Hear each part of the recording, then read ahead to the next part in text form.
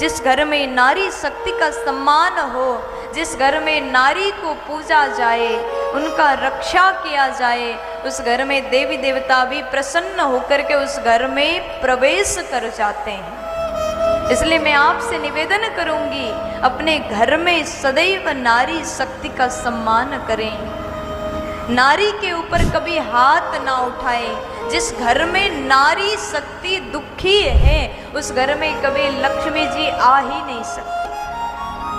अगर आपके घर में आपकी पत्नी रोती रहती है, अगर आपके घर में आपकी माँ के आंख से आंसू निकल जाए, तो आपका घर कभी स्वर्ग नहीं बन सकता, आपका घर नरक बन जाता है।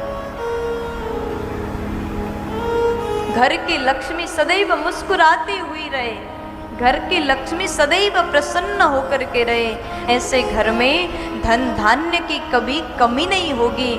भागवत में, बड़े बड़े पुराणों में, बड़े बड़े ग्रंथों में, शास्त्रों में इस बात का उल्लेख आता है। कई बार शास्त्र कहते हैं, जिस घर में नारी मुस्कुराए, जिस घर में बड़े बुजुर्ग खुश रहें, जिस घर के माता पिता हंसते हुए रहें, प्रसन्न रहे, उस घर में कभी धन धान्य की कमी नहीं होगी, उस घर में कभी अन्नपूर्णा रुष्ट नहीं हो सकती, और उस घर में कभी संतति की कमी नहीं हो सकती।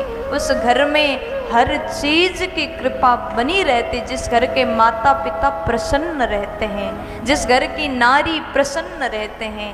और मैं बड़ा गांव वालों से निवेदन करूंगी, इस कथा को सुनने के बाद में अपने जीवन में ये नियम बना लीजिए, स्वयं भी सुंदर नियमों में चल करके अपने घर के माता पिता को हंसाया करो और अपनी पत्नी को प्रसन्न रखा करो।